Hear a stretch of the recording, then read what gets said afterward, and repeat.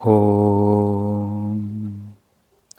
धिक्कारादनवच्छिन्न अनन्तचिन्मात्रमूर्तये स्वानुभूते कमानाय नमो शान्ताय तेजसे ऋतम् आत्मा परं ब्रह्म सत्यमित्तादिकाबुधये कल्पिता व्यवहारार्थं संज्ञातस्य महात्मनः। আত্মমনন প্রকরণ আজ পড়া হবে ৮ নম্বর শ্লোক।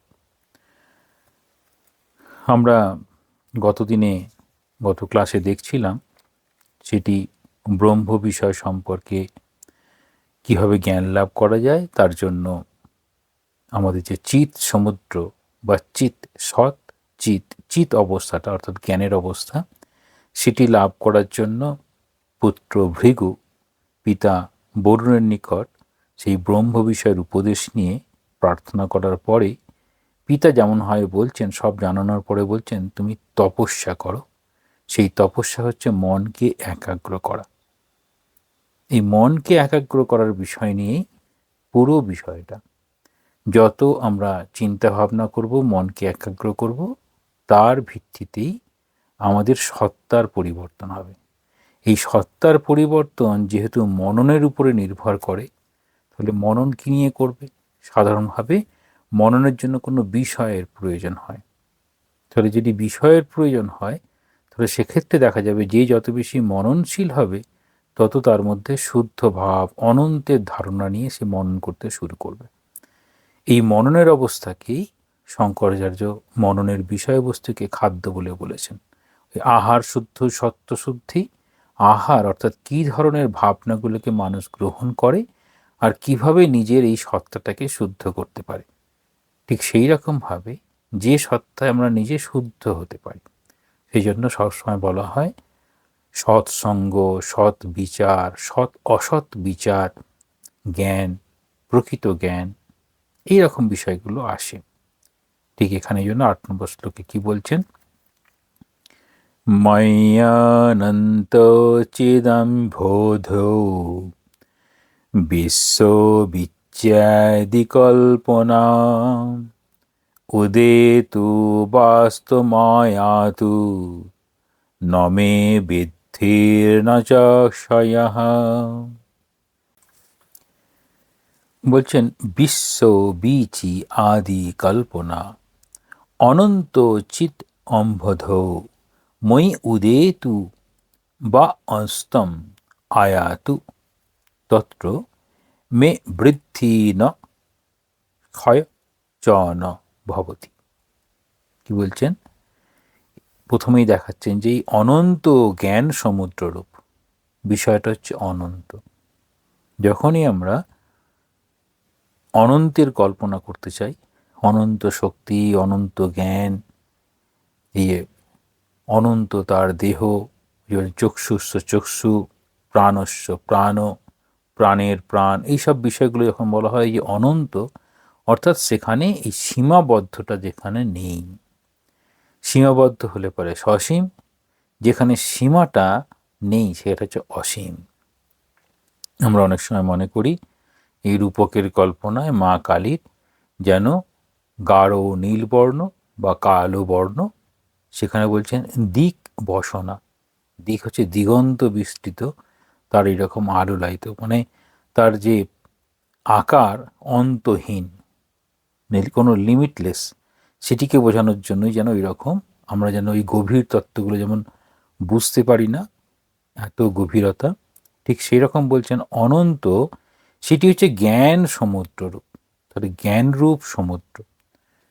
তো জ্ঞান, আমরা সাধারণভাবে ছোটদেরকে বলি যে তার হয়তো জ্ঞান নেই, বা কোনো বিষয়বস্তু থেকে সঠিক ধারণা যখন আমাদের থাকে না, তখন আমরা মনে করি তার হয়তো ওই বিষয়ে জ্ঞান নেই। কিন্তু এখানে জ্ঞান সমুদ্র কীরকম না, যত আমরা কল্পনা করি, কল্পনার শক্তি, সব জ্ঞান সমুদ্র। আমরা যদি খুব অবাক হয়ে যাই যখন আমরা এই বিপরীত ভাবনা, সাধারণ মানুষ যা ভাবে আর কিছু কিছু মানুষ তার বিপরীত ভাবে। সেই বিপরীত ভাবনাগুলো আবার অনেক ক্ষেত্রেই নতুন আবিষ্কারের যেন জনক হয়ে যায়, নতুন কিছু যেন তৈরি করলো। যেমন মানুষের পাখা নেই, সে উড়বে কী করে, সেখান থেকে যেন ওই যারা ভাবতে পারলো যে না ডানা লাগাবো এরকম উড়বো, এরকম ভাবতে ভাবতে তখন দেখা গেল যে এই এরোপ্লেনের আবিষ্কার হয়ে গেল। আবার দেখছেন আপেলটা নিচে পড়ে যাচ্ছে, আচ্ছা আপেলটা নিচে পড়ছে, উপরে যাচ্ছে না কেন, উপরে তো যেতে পারে। তো সাধারণ মানুষ যা ভাবে, যারা এই চিন্তাশীল ব্যক্তি, তারা অন্যরকম ভাবতে পারেন। এই অন্যরকম ভাবতে পারেন, সেই জন্য বলছেন যস্য মুনির মতম ন ভিন্নম তস্য মুনির ন উচ্যতে। যদি কোনো মুনির বিপরীত একটা ভাবনা যদি তার না থাকে, অন্য যদি মত না থাকে, তাহলে তাকে আর মুনিই বলা যাবে না। তাহলে মুনি হতে গেলে তাকে ওরকম একটা ভাবনা কল্পনা দিতে হবে। তাহলে বলছেন এই অনন্ত জ্ঞান সমুদ্র তিনি কোত্থেকে পাবেন? এই আমাতে সংসার রূপ লহরী কল্পনা। এখানে আমি বলতে আমি এখানে জীবাত্মা, সেটি হচ্ছে আমি। এই আমাতে সংসার রূপ লহরী কল্পনা যথেচ্ছ উদিত হোক বা বিনাশপ্রাপ্ত হোক। তাহলে আমরা কখন কল্পনা করতে পারি? জাগ্রত অবস্থায় কল্পনা, সেটি ওই ঠিক ঠিক গভীর ঘুম হয়নি, তখন গভীর ঘুমটা আসেনি, তাই জন্য এই কল্পনার জগৎটা তখন স্বপ্নের জগৎ হয়ে যায়। তাহলে কল্পনা বাস্তবকে সঙ্গে নিয়ে, আর সেটার অদ্ভুত রূপ পেতে পারে স্বপ্নের। তাহলে বলছেন এই সংসার রূপ লহরী, তাহলে সংসারের এই যেন সমুদ্রের লহরী অর্থাৎ তরঙ্গ, তাহলে সংসারের রূপের লহরী হচ্ছে এই সংসার রূপ, অর্থাৎ পরিবর্তনশীল সংসারতি ইতি সংসারও, এই যে ক্রমশ পরিবর্তনশীল যা হচ্ছে, তার মধ্যে আবার এই কল্পনাতে তার তরঙ্গ উঠছে নামছে, তাহলে সেটা যেন শান্ত হচ্ছে না। এই শান্ত অবস্থায় কি দেখতে পাওয়া যায় না, আমরা আমাদের ভেতরে সত্তাকে দেখতে পাই। এই শান্ত করার চেষ্টার জন্য বলা হয় মনকে একাগ্র করো। মনকে একাগ্র করো, কখনো কখনো বিচ্ছিন্ন হবে, আবার ধরে নিয়ে আসতে হবে, সেটিকে বলা হয় ধ্যান। ধ্যান মানে গভীর ধ্যানে একদম তুরীয় অবস্থা তা নয়, ধ্যান করার চেষ্টা করছেন, সেটি ধ্যান থেকে সমাধি যখন হয় তখন আর নিরবিচ্ছিন্ন, মাঝে মাঝে ছিন্ন হবে, আবার তাকে ধরার চেষ্টা হবে, তার নাম ধ্যান। এই ধ্যানের বিষয়টি বেশ খুব সুন্দরভাবে বেদান্ত সারে দিয়েছে। লহরী কল্পনা হচ্ছে সংসার রূপ, তাহলে উদিত হোক বা বিনাশপ্রাপ্ত হোক, তাহাতে আমার কোনো বৃদ্ধি বা হানি হয় না।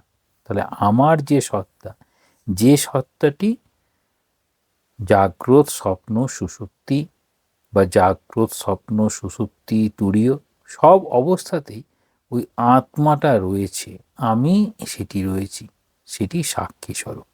এই সাক্ষী স্বরূপ যেটি রয়েছে, তাতেই জাগ্রত অবস্থায় যত স্বপ্ন কল্পনা ভাবনা এসব যে আসছে, সেটা জাগ্রত স্বপ্ন এই দুটি জগতের মধ্যে যখন অবস্থান করছে, তার এই যা কিছু ভাবছে না কোনো সেটি জ্ঞানের আধারে, এই বিষয়টিকে তার কিন্তু কোনো সত্তার পরিবর্তন হয় না।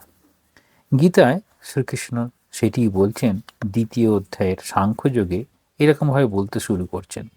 19 নম্বর শ্লোক থেকে আমরা একটু দেখি কি বলতে চাইছেন।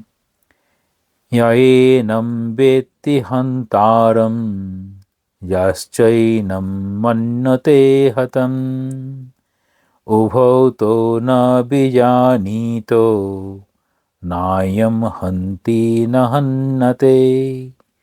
বলছেন যে আত্মাকে হন্তা বলে মনে করে এবং যে আত্মাকে নিহত মনে করে, তারা উভয়ই আত্মার প্রকৃত স্বরূপ জানে না।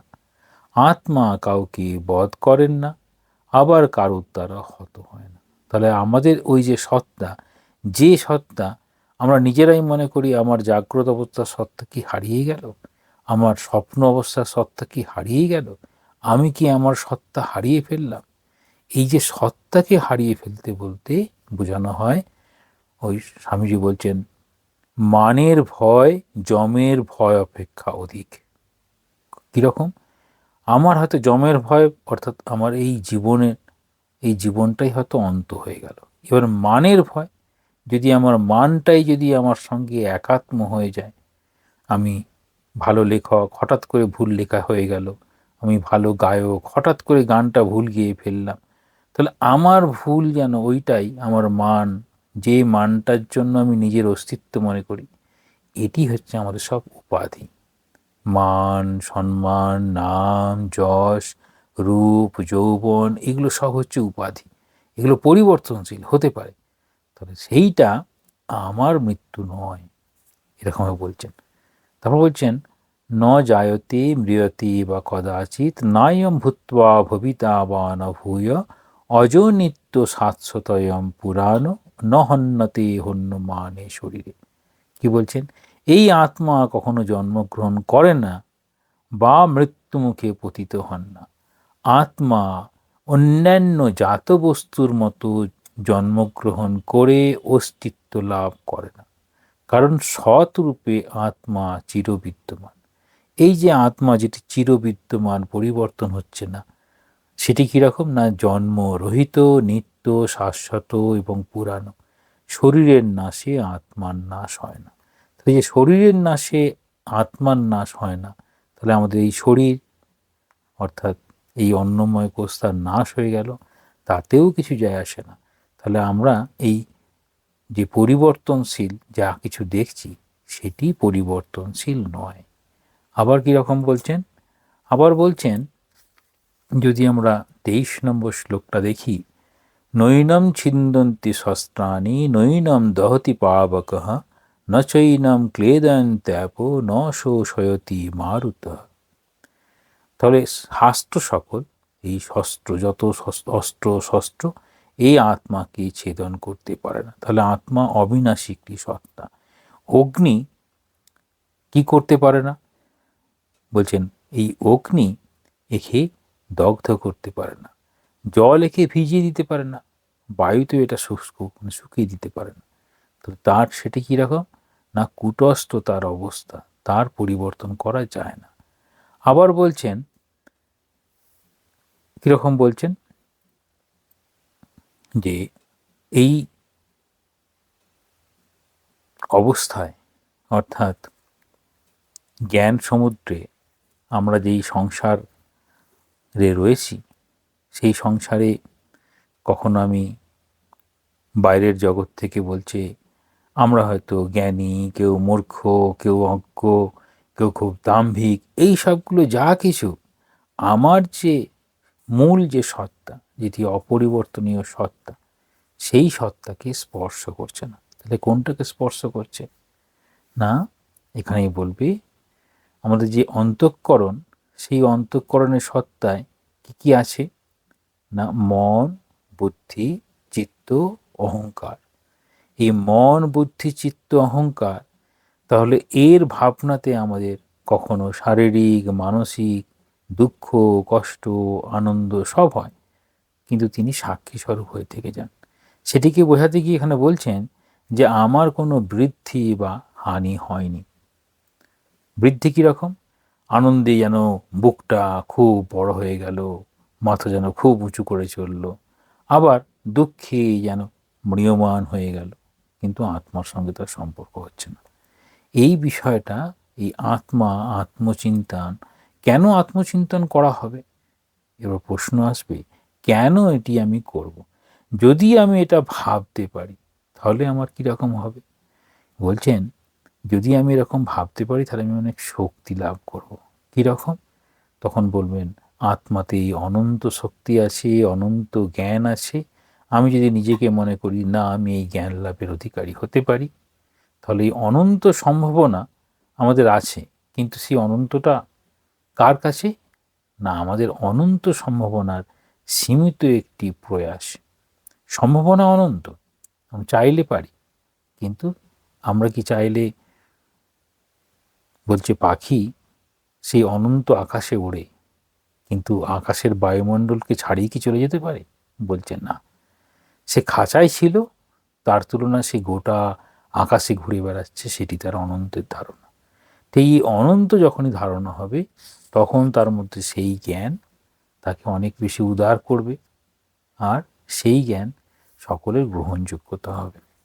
এখানে বলছেন কিভাবে সেটি হয়।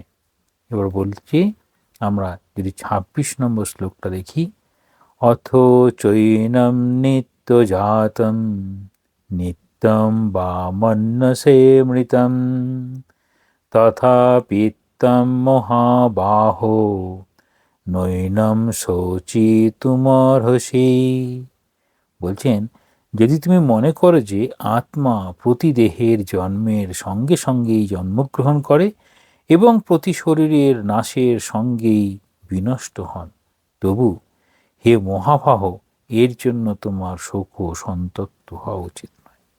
অর্থাৎ যারা ওই উচ্চ ধারণা রাখতে পারে না, অর্থাৎ আমাদের এই জীবনেই যেন সব কিছু আসা, এই জীবনেই যেন শেষ হয়ে যাওয়া, এই রকম তার উপরে যেন উঠতে পারছে না, তখন এটি বলেই বলছেন যে আমরা কি করতে পারি কি করতে পারি না। বলেই বলছেন জাতস্য হি ধ্রুব মৃত্যু ধ্রুবম জন্ম মৃতস্য চ তস্মাৎ অপরিহার্যের্থে নত্বম শোচিতুমর্হসি। যেহেতু যে জন্মে তার মৃত্যু নিশ্চিত, আবার যে মরে তার জন্ম অবশ্যম্ভাবী, অতএব অপরিহার্য বিষয়ে শোক করা তোমার পক্ষে উচিত নয়। এই শোকটা কীরকম না, যখন যুদ্ধক্ষেত্রে সকল তার আত্মীয় পরিজন দেখে মনে হলো এই যুদ্ধ আমি করব না, যেটিকে স্বামীজি বলছেন যে এটি হচ্ছে মূল বিষয়বস্তু গীতার। কীরকম, যে আমাদের আত্মশক্তিতে বলীয়ান হতে হবে। কৈম্যম মাস্মক গম পার্থ নৈতত্ত্বই উপপদ্যতে, যে তোমার এটা শোভা দেয় না, তুমি এরকম ক্লীবতা দেখাতে পারো না। তাহলে এখানে বলছেন অব্যক্তাদীনি ভূতানি ব্যক্ত মধ্যানি ভারত অব্যক্ত নিধনান্যেব তত্র কা পরিদেবনা। হে অর্জুন, জীবগণ আদিতে অব্যক্ত রূপে ছিল। এই জীবগণ আদিতে অব্যক্ত রূপে। অব্যক্ত অবস্থায় কখন থাকি আমরা, না যখন গভীর ঘুমের মধ্যে থাকি আমরা অব্যক্ত অবস্থায় থাকি। তাহলে প্রত্যেকেই ওই জীবের শুরুতে আমরা অব্যক্ত, অর্থাৎ ঠিক জন্ম হলো, আমাদের হাঁটা চলা তারপর শুরু হলো, কিন্তু তার আগের মুহূর্তে যেন গাছের বীজ, সেই বীজ নষ্ট হলে আরেকটি গাছ উৎপন্ন হবে। কারণ অঙ্কুরোদ্গমের আগে তাহলে বীজের বীজত্ব নষ্ট হয়ে সেখানে অঙ্কুরোদ্গম হয়ে নতুন গাছ হয়। ঠিক সেরকম বলছেন ওই অব্যক্ত অবস্থা থেকে ব্যক্ত অবস্থায় আসার জন্য কি হয়েছে, মধ্যে অর্থাৎ স্থিতিকালে প্রকাশিত হয়েছে এবং বিনাশান্তে অর্থাৎ প্রলয়কালে আবার অপ্রকাশিত অবস্থায় থাকে। অতএব তার জন্য শোক কেন। তো এরকমভাবে বলতে চাইছেন বিভিন্নভাবে আত্মা একটি অপরিণামী সত্তা, সেই সত্তায় আমরা কিভাবে ভাবতে পারি সেটির জন্য আত্মপ্রকরণ। এই আত্মপ্রকরণে বলতে চাইবেন চিত, এই চিত অবস্থায় সৎ চিত আনন্দ, যে কারণে সবসময় বলা হয় যে জ্ঞান লাভ না করলে মুক্তি অসম্ভব। এটি হচ্ছে জ্ঞানীদের বিষয়, মানে অর্থাৎ জ্ঞানীরা তাই বলেন। সেই জ্ঞান লাভ করার জন্য কর্মযোগেও সেই জ্ঞান লাভ করা যায়, সেই কর্মযোগে সেই জ্ঞান লাভ করার জন্য নিঃস্বার্থ কর্ম, ভক্তিযোগেও সেটি করা যায় যখন গুরু ইষ্টের সঙ্গে একাত্ম হয়ে যায় সাধক, যে তার মধ্যে এখন সমস্ত ভেদ দূরীভূত হয়ে যায়, সব জায়গাকেই যেন সেই ইষ্টকেই তিনি দর্শন করেন, সেটি তার কাছে ওই মুক্তির ধারণা। ঠিক এখানে তাই বলছেন অনন্ত জ্ঞান সমুদ্র আমাতে সংসাররূপ লহরী কল্পনা যথেচ্ছ উদিত হোক বা বিনাশপ্রাপ্ত হোক, তাহাতে আমার কোনো বৃদ্ধি বা হানি হয় না। সাধারণভাবে আমরা খুব ভাবিত হয়ে পড়ি যে আমাদের বুঝি এই জীবনে অনেক ভুল করে ফেললাম, আর কোনো আশার আলো নেই, যে কারণে সমস্ত মহাপুরুষরা এসেছেন, এসে আশ্বাসবাণী দিচ্ছেন যে আমি ভুল করেছি, আমি ঠিক করব, আমি আবার এই উচ্চতম ধারণা নিয়ে এই জীবনেই মুক্তি লাভ করতে পারি। যেহেতু আমার মূল যে সত্তা আত্মা, তাতে সবগুলোর কোনো প্রভাব পড়ে না। কিন্তু শুভ অভ্যাস করতে করতে অশুভ অভ্যাসগুলো চলে যায়, আর শুভ অভ্যাস যেটিকে বলা হয় সত্ত্বগুণ প্রকাশাত্মক, সেটিই নিয়ে যেতে পারে। এই শুভ অভ্যাসের জন্য আত্মমনন প্রকরণ, অর্থাৎ চিন্তা করতে হবে আত্মাকে মনন করা, তবে এটি সম্ভব। ওম শান্তি শান্তি শান্তিঃ। হরিঃ ওম তৎসৎ। শ্রীরামকৃষ্ণার্পণমস্তু।